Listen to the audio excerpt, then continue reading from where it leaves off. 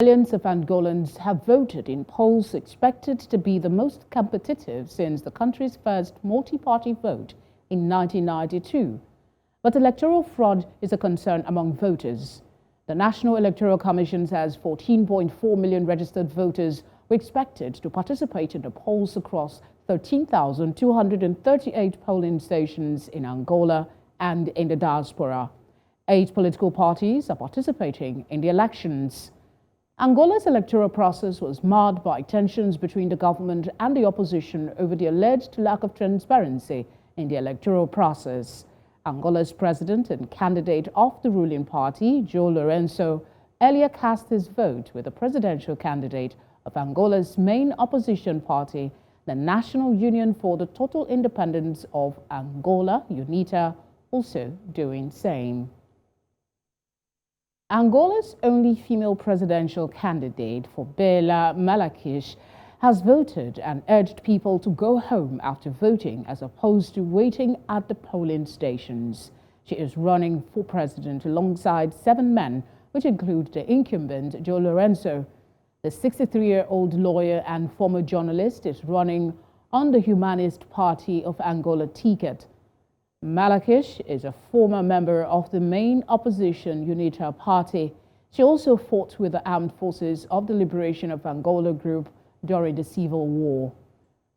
Female presidential candidates have not been common in Angola.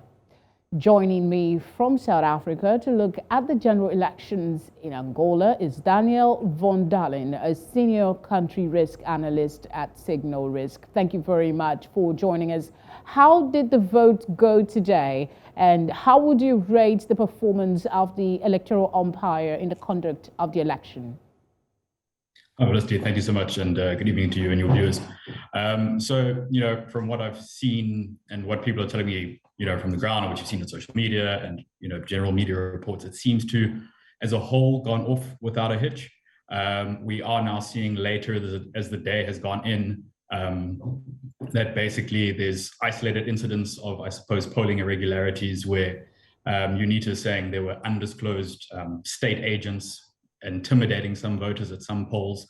You also had the CASA CE coalition claim that their accredited party members that were accredited to oversee some voting processes were not allowed.